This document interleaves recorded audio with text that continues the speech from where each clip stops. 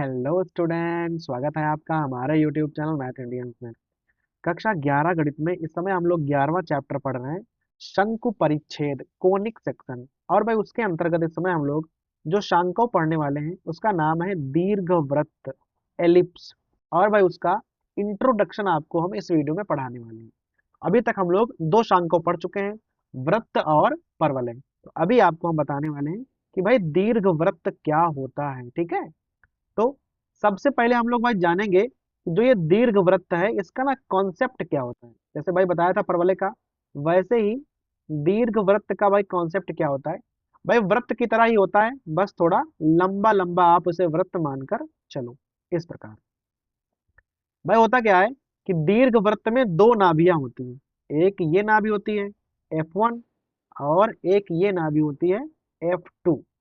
और भाई कॉन्सेप्ट क्या होता है कि अगर आप सरफेस पर भाई कोई भी बिंदु मान लो ये बिंदु P1 है, तो भाई रूल है कि ये दूरी और ये दूरी का योगफल, ये दूरी और ये दूरी का योगफल सदैव बराबर रहेगा। आप भाई बिंदु कहीं पर मान लो कि ये हमने P2 बिंदु मान लिया है।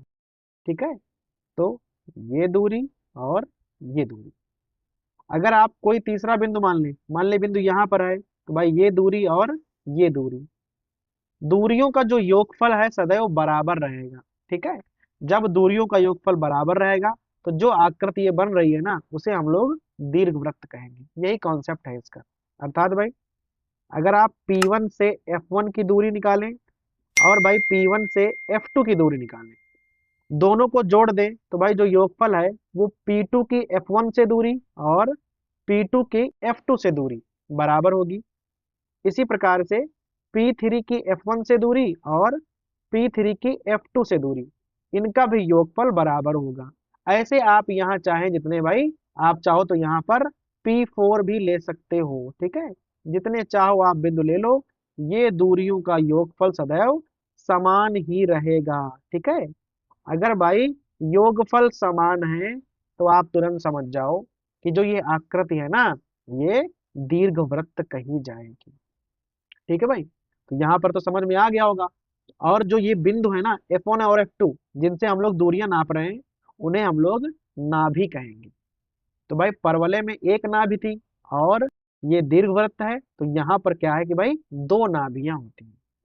लेकिन एक चीज भाई दोनों में कॉमन है कि वहां परवलय में भी जो केंद्र था वो मूल बिंदु था।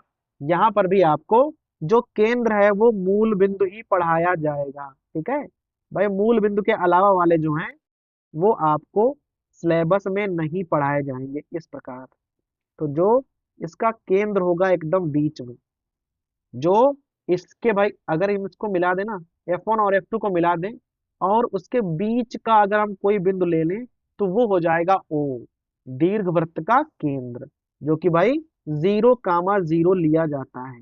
ठीक है, तो है क्या कि ये एक नाभि हो गई, एक ये नाभि हो गई, तो भाई ये F1 और ये हो गया हमारा F2। और F1 F2 के जो मध्य बिंदु होगा वो होगा केंद्र 0,0। ठीक है, तो भाई 0,0 वाले ही आपको यहाँ सिलेबस में पढ़ाए जाएंगे, पहली चीज है। अब देख लो, जो ये अक्ष गुजर रहा है ना, ये वाला अक्ष, तो भाई ये अक्ष बड़ा अक्ष है। भाई ये अक्ष बड़ा है ना, तो इसे हम लोग कहेंगे दीर्घ अक्ष। जो ये बड़ा वाला है ये होता है हमारा दीर्घ अक्ष। और भाई देखो ये अक्ष जो है वो छोटा है, तो इसे हम लोग कहते हैं लघु अक्ष। ध्यान देना है आपको। तो ये एक्स अक्ष यहाँ पर बड़ा है और जो वाई अक्ष है ना वो छोटा है। तो जो बड़ा होता है उसे हम लोग कहते हैं दीर्घ अक्ष और जो छोटा होता है उसे हम कहते हैं लघु अक्ष। एक चीज और है, केंद्र से ये वाली दूरी ए हो जाएगी, तो भाई ये वाली दूरी भी ए हो जाएगी, ये वाली दूरी होगी बी और भाई ये वाली दूरी भी बी हो जाएगी। तो जो हमारा दीर्घ अक्ष है उसकी लंबाई हो जाएगी 2a। भाई इधर ए 2a हो जाएगी। ऐसे ही जो आपका लघु अक्ष है उसकी जो लंबाई है वो हो जाएगी 2b।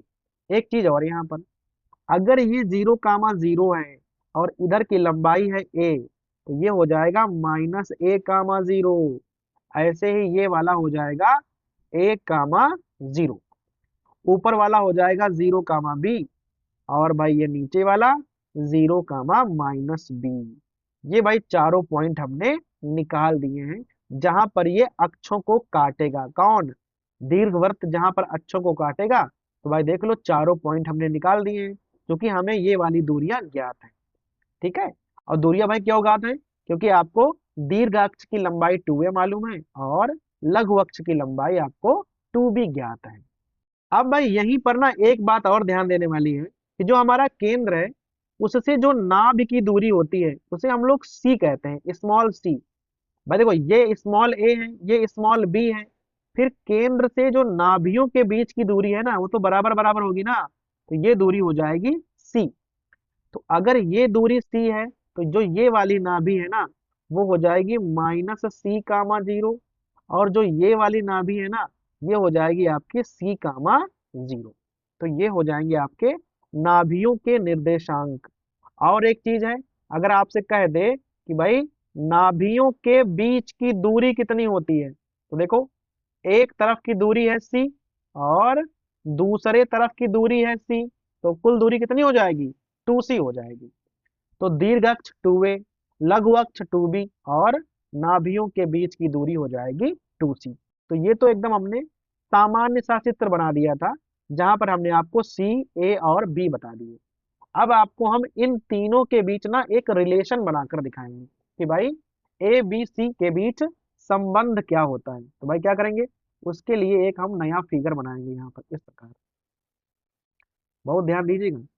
इस प्रकार से भाई हमने फिगर बना दिया। ये हमारा हो जाएगा 0 कामा 0। ये हमारी पहली नाभि है F1 और ये हो जाएगी F2। देखो ये दूरी है C और भाई ये दूरी है आपकी C और ये दूरी है आपकी B। ठीक है।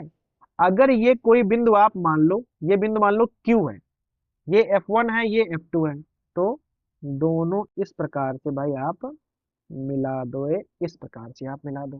ठीक है। तो देख लो ये एक समकोण त्रिभुज बन जाएगा।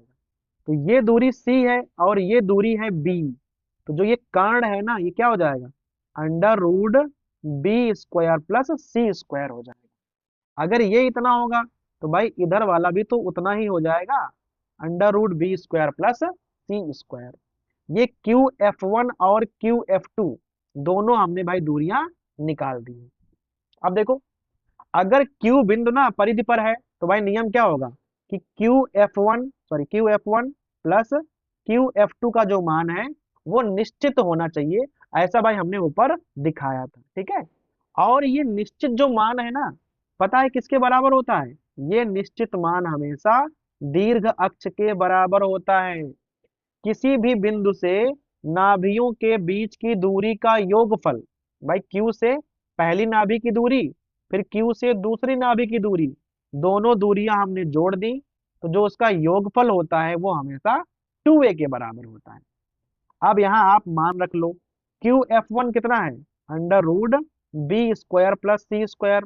और भाई QF2 कितना है? सेम तो है, under root B square plus सी स्क्वायर। और यहाँ 2a हो जाएगा। भाई जोड़ लो तो यहाँ इस प्रकार से कुछ आ जाएगा आपका बराबर 2a। दो और दो ना कैंसिल हो जाएंगे। ठीक है। और यहाँ हमें थोड़ा हल करना है, दोनों तरफ वर्क कर दो तो बी स्क्वायर प्लस सी स्क्वायर बराबर ए स्क्वायर आ जाएगा। और इसे भी आप एक संबंध मानकर चलो, यहाँ से आप चाहो तो सी स्क्वायर का मान भी निकाल सकते हो इस प्रकार से। तो भाई ये हमारा जो रिलेशन है ना वो ए बी सी के बीच ना रिलेशन है कि जो दूरियां हैं भाई ए है बी है या सी है, ये जो तीनों दूरियां थी ना इन तीनों के बीच हमने एक संबंध बना दिया है। तो भाई ये पूरा तो समझ में आ गया होगा।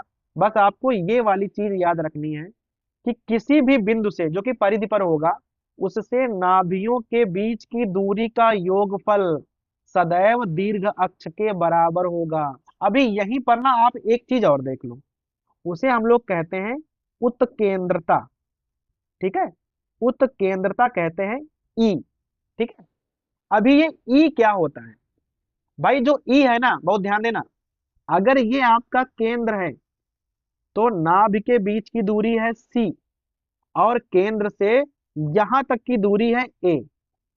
इतना क्लियर है ना?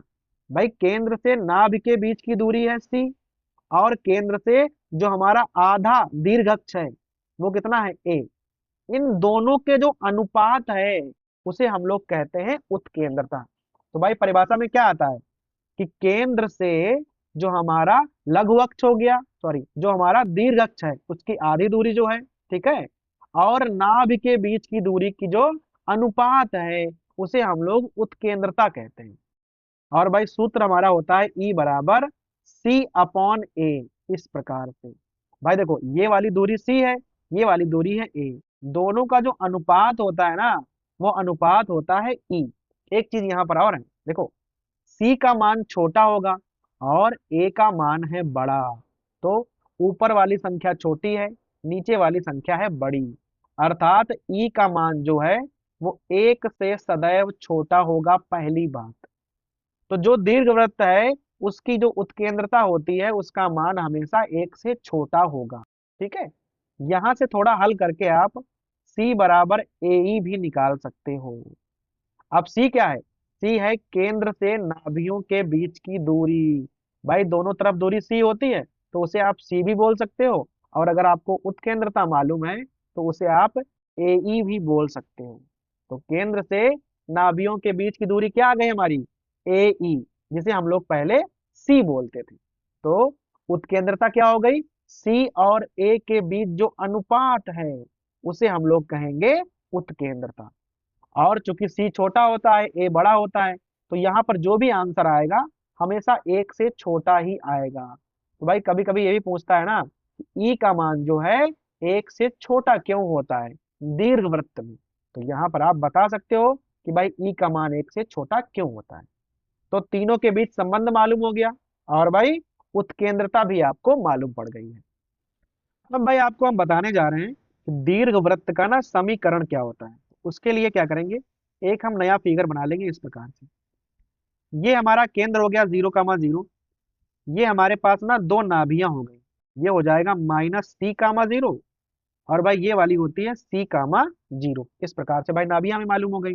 अभी क्या है, यहाँ पर डाल लो चाहो तो ए बी, इसे डाल लो सी और डी। कोई आप बिंदु मान लो परिध पर, हमने भाई बिंदु P मान लिया है और निर्देशांक मान लिए हैं x,y। अभी भाई आपको नियम पता है कि अगर हम इसके बीच की दूरी निकालें, इसे आप F1 डाल लो और इसे आप डाल लो F2, फिर हम निकालें PF2, जो दोनों दूरियों का योगफल क्या होगा, हमेशा दीर्घ अक्ष के बराबर होता है। यही नियम है दीर्घवृत्त का। तो यहाँ PF1 प्लस PF2 का जो मान है वो हमेशा 2a के बराबर होगा। अगर ये कंडीशन फॉलो हो रही है तो आप जान जाओ ये एक दीर्घवृत्त है।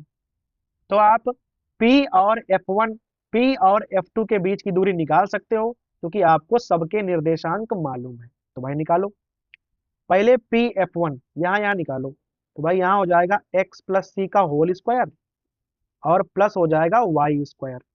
फिर भाई यहाँ निकालो, यहाँ हो जाएगा x माइनस सी का होल स्क्वायर और प्लस वाई स्क्वायर, और बराबर में आ जाएगा आपका 2a।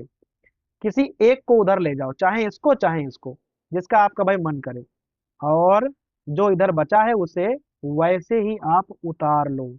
तो यहाँ आ जाएगा 2a माइनस एक्स माइनस सी का होल स्क्वायर और प्लस वाई स्क्वायर। इस प्रकार से अब आप भाई यहाँ दोनों पक्षों में ना वर्क कर सकते हो। जब भी आप इधर वर्क करोगे ना तो यहाँ क्या आ जाएगा, एक्स प्लस सी का होल स्क्वायर और प्लस वाई स्क्वायर, यहाँ बन जाएगा ए माइनस बी का होल स्क्वायर। करो, 2a का हो जाएगा 4 स्क्वायर, इसका क्या हो जाएगा, इसका आ जाएगा कुछ इस प्रकार से, और माइनस 4/2a भी हो जाएगा ना, तो यहाँ 4a और अंडर रूट में यही संख्या दोबारा से आ जाएगी। भाई 2a भी करोगे ना तो आ जाएगी। अभी यहाँ सबके होल स्क्वायर खोल दो, वाई स्क्वायर तो ऐसे ही कैंसिल हो गया, हो जाएगा एक्स स्क्वायर प्लस सी स्क्वायर प्लस 2cx बराबर 4a स्क्वायर, यहाँ हो जाएगा एक्स स्क्वायर प्लस सी square minus 2cx minus 4a, और भाई इसे ना आप ऐसे ही उतार लो, ठीक है, प्लस वाई स्क्वायर। देख लो ये वाला कैंसिल, ये वाला कैंसिल हो जाएगा। यहाँ 2cx है, यहाँ माइनस के 2cx है, इधर आएंगे ना तो 4cx हो जाएंगे। 4a स्क्वायर को भी इधर बुला लो, तो भाई आराम हो जाएगी, क्योंकि इधर भी -4 है और अंडर रूट है ना, तो अभी अगली बार जब वर्क करेंगे तो एक बार में ही अंडर रूट गायब हो जाएगा। देखो यहाँ भी 4 है, यहाँ भी 4 है, यहाँ भी 4 है, तो आप इनको छोड़ सकते हो। भाई 4 4 4 को तो आप छोड़ सकते हो ना, तीनों में है तो लिख दो 4 से भाग करने पर। और भाई एक चीज है, यहाँ पर ए लिखा है ना, तो आप पूरे में ए से भाग भी कर सकते हो। यहाँ पर क्या आ जाएगा, सी एक्स अपॉन ए, और यहाँ माइनस का ए आ जाएगा, और यहाँ केवल बचेगा एक्स माइनस सी का होल स्क्वायर और प्लस वाई स्क्वायर, इस प्रकार से। अब आप क्या करोगे, दोनों पक्षों में ना फिर से वर्क कर दो। यहाँ पर क्या आ जाएगा, सी square x square upon a square plus A square -2cx, ए और ए ना गुणा करने पर कैंसिल हो जाएंगे, बराबर में ये वाला अंडर रूट हट जाएगा, होल स्क्वायर खोलो, एक्स स्क्वायर प्लस सी स्क्वायर -2cx और प्लस वाई स्क्वायर, ये वाला और ये वाला प्राणी ना कैंसिल हो जाएगा। एक्स स्क्वायर और एक्स स्क्वायर को पास पास बुला लो, तो c square upon a square x square minus x square, y square को भी इधर ही बुला लो आप, ठीक है। और भाई उधर क्या बचेगा, उधर बचेगा सी स्क्वायर और माइनस के ए स्क्वायर उधर बच जाएंगे। यहाँ पर आप चाहो तो एक्स स्क्वायर कॉमन निकाल सकते हो, तो देख लो बचेगा क्या, सी स्क्वायर अपॉन ए स्क्वायर और माइनस का एक बचेगा प्लस वाई स्क्वायर और बराबर सी स्क्वायर माइनस ए स्क्वायर का ना आप मान रख सकते हो, लेकिन हम रखेंगे अगली वाली लाइन में। देखना क्यों, क्योंकि यहाँ जब एलसीएम लोगे ना, तब भी वो सेम चीज ही तो बन जाएगी। देखना, सी square minus A square upon a square इस प्रकार से प्लस वाई स्क्वायर बराबर सी स्क्वायर माइनस ए स्क्वायर। एक पन्ना पलटेंगे हम, और देखना आपको मान निकालना है सी स्क्वायर माइनस ए स्क्वायर का। देखो यहां से हम मान निकालेंगे, अगर हम क्या करें, ए स्क्वायर को इधर ले आए हम, भाई देखो सी स्क्वायर बराबर है ए स्क्वायर माइनस बी स्क्वायर, ठीक है। अभी हमें यहाँ मान रखना है सी स्क्वायर माइनस ए स्क्वायर का, हमें मान रखना है। तो भाई कैसे रखोगे, देखना यहाँ से आप मान निकालो, सी स्क्वायर माइनस ए स्क्वायर का मान निकालो, तो भाई निकालो, सी स्क्वायर बराबर क्या हो जाएगा, सी स्क्वायर माइनस ए स्क्वायर और बराबर में आ जाएगा माइनस का बी स्क्वायर, इस प्रकार आ जाएगा। देखना अब भाई इसका मान है माइनस का बी स्क्वायर, तो यहाँ हो जाएगा एक्स स्क्वायर माइनस का B square upon a square. अब यहाँ पर भाई एक प्रॉब्लम हो गई है, हमने थोड़ा ध्यान नहीं दिया, ये जो वाई स्क्वायर है ना, जब हम इनको इधर बुलाए थे ना, तो ये माइनस के हो जाएंगे। भाई यहाँ प्लस का था तो माइनस का हो जाएगा, तो यहाँ पर भी माइनस का हो जाएगा, तो यहाँ पर भी माइनस का ही हो जाएगा, और माइनस बी स्क्वायर उसकी वैल्यू रख दी हमने। तो सी स्क्वायर माइनस ए स्क्वायर का मान हमने माइनस का बी स्क्वायर रख दिया है। तो देखो अभी यहाँ तीनों ही जगह माइनस हो गया ना, तो पहले माइनस गायब करो और सब में बी स्क्वायर से भाग कर दो, तो यहाँ पर आ जाएगा x square upon a square plus y square upon b square और बराबर में एक आ जाएगा, और यही आपका दीर्घ वृत्त का समीकरण बन जाएगा।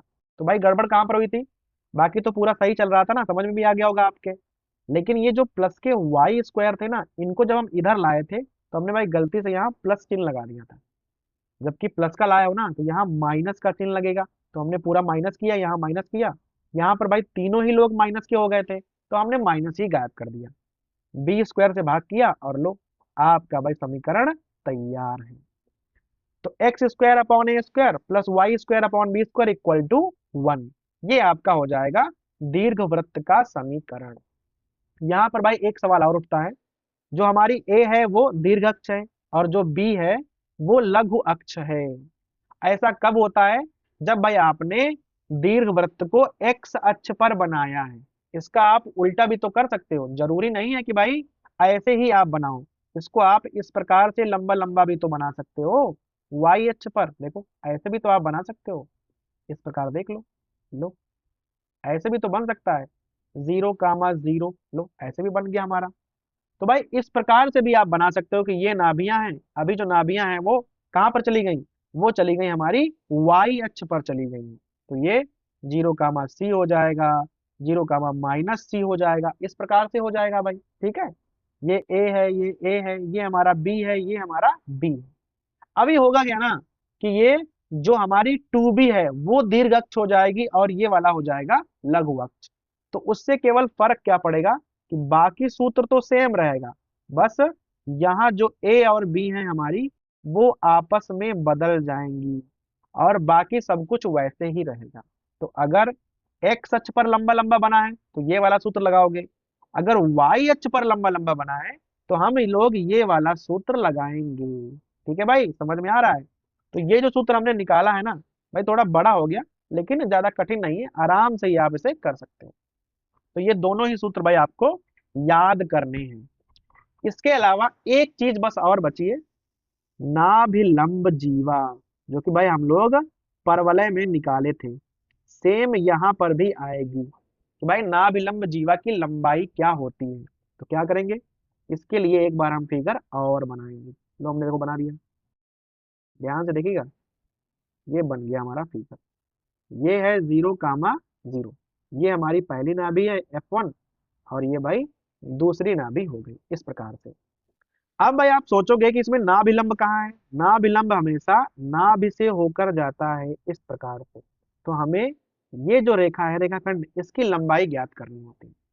आप इसे डाल लो कि भाई ये P है और ये Q है, ये तो F1 हो गया, ऐसे आप इधर भी डाल सकते हो, दोनों की लंबाइयां सेम होती हैं, तो हमें केवल एक ही निकालना है। तो ध्यान दीजिएगा आप, यहाँ पर होता क्या है कि इसकी लंबाई एक तरफ को ना हम लोग अगर L मान लें, ये जो लंबाई है ना इसको अगर हम L मानकर चलें तो ये जो दूरी होती है ना ये दूरी होती है C, और C का आपने एक फार्मूला पढ़ा था, C बराबर AE, जब हमने आपको उत्केंद्रता पढ़ाई थी। तो यहाँ पर आप C यूज कर लो और चाहे AE यूज कर लो, ठीक है। तो अगर ये C है ये L है ना, तो ये वाला पॉइंट क्या हो जाएगा, ये हो जाएगा C कामा L, या आप उसे AE कामा L भी लिख सकते हो। और सेम यहाँ पर क्या हो जाएगा, देखो फर्क केवल इतना है कि भाई देखो ये तो C रहेगी ना, बस ये L का माइनस L हो जाएगा, तो यहाँ पर आ जाएगा AE कामा माइनस L। ये हमारे नाभिलंब जो जीवा है ना उसके सिरों के निर्देशांक हमने निकाल दिए, लेकिन हमें सिरों के निर्देशांक नहीं चाहिए, हमें चाहिए उसकी लंबाई कितनी है। तो भाई देखिएगा बहुत ढंग से, अब भाई यहाँ पर होता क्या है कि अगर ये P बिंदु जिसके निर्देशांक है AE कामा L, ये दीर्घवृत्त पर स्थित है, भाई जो हमारा दीर्घवृत्त है ना उसका अब ये समीकरण हम लोग निकाल चुके हैं। अब P बिंदु इस पर क्या है, स्थित है, तो भाई इसको संतुष्ट भी तो करेगा। तो आप x की जगह AE रख दो यहाँ पर A square E square upon A square, और y की जगह आप L रख दो, तो भाई इसे संतुष्ट करेगा। यहाँ पर ये और ये हमारा कैंसिल हो जाएगा, तो भाई आ जाएगा L square upon B square बराबर 1 माइनस E स्क्वायर। इसे अगर आप थोड़ा सा हल कर दो तो भाई क्या होगा, जो B है उधर चला जाएगा। अब भाई यहाँ पर क्या करेंगे, ये जो 1 है ना हम इधर ले लेंगे, तो यहाँ हम निकालेंगे E स्क्वायर बराबर, तो हो जाएगा 1 minus L square upon B square. और जो E का मान है ना वो हम लोग यहां से रखने वाले हैं, E बराबर क्या होगा, C अपॉन A, तो भाई यहाँ पर आप मान रख लो, हो जाएगा C square upon A square बराबर 1 minus L square upon B square. और भाई C स्क्वायर का मान भी आपको पढ़ाया गया है, कहाँ पर पढ़ाया गया था भाई, ये देख लो, C स्क्वायर का मान हमने पढ़ाया था A square minus B square होता है, सेम वैल्यू आपको यहाँ पर रखनी पड़ेगी, बहुत ध्यान से भाई देखिएगा। तो C स्क्वायर का मान क्या हो जाएगा, A square minus B square upon A square बराबर 1 minus L square upon B square हो जाएगा। यहाँ पर क्या होगा, A square upon A square, तो ये 1 माइनस इस प्रकार से बन जाएगा, बहुत ध्यान लगाना है आपको यहाँ पर, 1 minus L square upon B square इस प्रकार से बन जाएगा। 1 1 हमारा कैंसिल हो जाएगा, और यहाँ से आप अगर L स्क्वायर का मान निकालोगे ना तो B की पावर 4 और अपॉन A स्क्वायर हो जाएगा। इसे अगर और सरल करोगे तो L का मान आ जाएगा B स्क्वायर अपॉन A, ये लो हो गया। तो ये आपका L हो गया है। अगर आपसे पूछ दे कि भाई नाभिलंब जीवा की लंबाई पूछ दे, तो जीवा की लंबाई तो 2L होती है, तो आप 2 से बस गुणा कर दो, लो, आपको भाई उसकी लंबाई भी पता चल जाएगी। तो मेन था आपको एल निकालना था। तो हमने एल कैसे निकाला? हमने भाई सबसे पहले पी के निर्देशांक निकाले, ए ई कामा एल करके। फिर हमने क्या किया भाई, ए ई कामा एल चूंकि दीर्घवृत्त पर है तो उसे संतुष्ट करेगा, तो हमने यहाँ पर लिखा दीर्घवृत्त का समीकरण। एक्स की जगह ए ई लिखा और वाई की जगह रख दिया एल। फिर सीधा हमने यहाँ ई का मान रखा यहाँ से और सी का मान रखा ए स्क्वायर माइनस बी स्क्वायर, और भाई हल कर दिया, जिससे हमें एल का मान पता चल गया बी स्क्वायर अपॉन ए। और अगर आपको 2l निकालना हो अर्थात पूरी लंबाई, तो हो जाएगा 2b स्क्वायर अपॉन ए। तो ये हो जाएगी हमारी नाभिलंब जीवा की लंबाई। तो भाई अगर ना ये सब सूत्र आपको समझ में आ गए तो अभी आप क्या कर सकते हो, आप दीर्घवृत्त को हल कर सकते हो। जैसा देखो, यहाँ पर हम एक सवाल लिखने जा रहे हैं, प्रश्न नंबर 1 है भाई प्रश्नावली का, उसे हम ना थोड़ा सा आपको समझाएंगे कि किस प्रकार से आपको हल करना है। तो भाई ये लिखा है दीर्घवृत्त का समीकरण, इसे आप इस प्रकार से भी लिख सकते हो, 6 स्क्वायर और यहाँ हो जाएगा y square upon 4 square equal to 1। और भाई तुलना काहे से करोगे, तुलना करोगे इस प्रकार, जो आपका मानक समीकरण है बराबर 1 से आप तुलना करने वाले हो। तो ए का मान 6 आ जाएगा और बी का मान आ जाएगा 4। अब यहां से आपसे भाई सबसे पहली जिस चीज पूछ रहा है ना कि आपका दीर्घ अक्ष क्या होता है, 2a। ए का मान है 6, कितना हो जाएगा 12 मात्रक। जो आपका लघु अक्ष है वो कितना होता है 2b, 4 दूनी 8 मात्रक। तो जैसे ही आपको ए और बी के मान तुलना करने से मालूम होंगे, तो आप सबसे पहले दीर्घ अक्ष और लघु अक्ष निकालोगे। फिर कह रहा है कि शीर्षों के निर्देशांक आपको निकालने हैं। तो भाई 4 शीर्ष होते हैं, हमने आपको पढ़ाए थे, यहाँ पर देख लो, minus a comma zero, a comma zero, zero comma b, zero comma minus b, ये हमारे चारों शीर्ष होते हैं। तो भाई ये चारों शीर्ष आपको निकालने पड़ेंगे। क्या क्या हो जाएंगे, 6 कामा जीरो, तो एक होगा -6 कामा जीरो, एक होगा 0 कामा 4, तो भाई एक होगा 0 कामा -4। इस प्रकार से ये हमारे शीर्ष के निर्देशांक हो जाएंगे, ये हमारे दोनों अक्षों की लंबाइयां हो जाएंगी। फिर कह रहा है कि नाभि बताओ। अब भाई आपको निकालना है कि इसकी नाभि क्या होगी। तो भाई नाभि कैसे निकालोगे, देखो सबसे पहले आपको c का मान निकालना होगा। सी स्क्वायर बराबर होता है ए स्क्वायर माइनस बी स्क्वायर। तो ए स्क्वायर का मान है 36, बी स्क्वायर का मान है 16, घटाओगे तो आ जाएगा 20। तो सी का मान आ जाएगा √20। और नाभियां क्या होती हैं, c, 0, तो √20, 0, और एक होगा -√20, 0। भाई एक होती है c, 0, एक होती है -c, 0। लो आपको नाभियां भी मालूम हो गई, तो शीर्ष मालूम हो गए, अक्ष मालूम हो गए, नाभियां भी पता चल गई हैं। अब आपसे पूछेगा कि जरा उत्केंद्रता बता दो कितनी होगी। तो भाई सूत्र होता है c अपॉन ए। सी का मान है √20 और इसका मान है 6। लो आपको इसकी उत्केंद्रता भी पता चल गई। अब लास्ट में आपका बचता है नाभिलंब जीवा की लंबाई, 2l बराबर 2b² अपॉन ए। तो 2 × b² का मान है 16 और a का मान है 6। भाई यहाँ कैंसिल कर दो, तो 2 से कैंसिल हो जाएगा ना, तो क्या आ जाएगा सीधा 16/3 मात्रक। तो देखा आपने, अगर आप इसकी तुलना कर लोगे, ए और बी के मान निकाल लोगे, तो भाई ऐसी कोई भी चीज नहीं है जो आप बड़े आराम से निकाल नहीं सकते हो। बस आपको हर चीज के सूत्र याद हो गए हो, तो कि भाई शीर्ष क्या होंगे, अक्ष क्या होंगे हमारे दीर्घ अक्ष और लघु अक्ष, उसके अलावा नाभियां कैसे निकाली जाएंगी, क्योंकि भाई उसके लिए आपको सी वाला फार्मूला तो याद होना चाहिए ना। फिर उत्केंद्रता का फार्मूला क्या होता है, और उसके अलावा नाभिलंब जीवा की लंबाई क्या होती है। तो भाई लगातार सवालों में आपको यही सब निकालना होगा, ठीक है। तो अगर आपको भाई ये इंट्रोडक्शन पूरा समझ में आ गया है, तो आप सवालों को बहुत आराम से लगा सकते हो। तो भाई इसके अगले वाले वीडियो में हम प्रश्नावली को हल करेंगे।